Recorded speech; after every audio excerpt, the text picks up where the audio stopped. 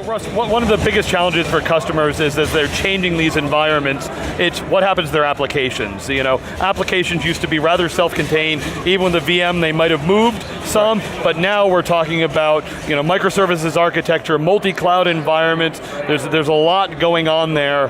What's the impact on that for your world? Right, that's been exactly it, right? A three-tier application was kind of pretty straightforward, even though at the point we started introducing them, we thought that was really tough stuff. Now what we're doing, as you say, is doing microservices architectures, and I might take my presentation layer and put it out in the cloud, in the public cloud in particular, so I'm closer to the end user and delivering better high performance capabilities to them, lower latency and the like.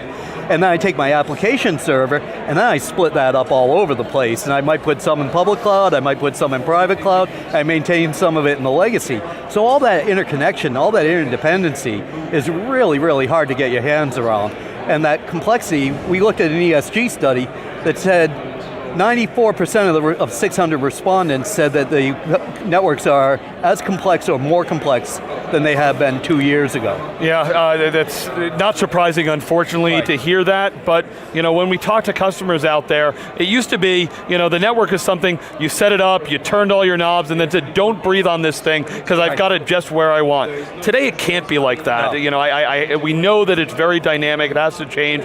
The message from Cisco has been, we need to simplify things, and obviously everybody wants that, but how do you make sure you ensure that application performance and security without having the poor admins have to constantly be getting tickets and dealing with things? I think our solution really provides that common framework for visibility, and that's really what I think is really important. When you're starting to infer based upon different data sets, it becomes very difficult to put your finger on a problem and identify that's really the problem.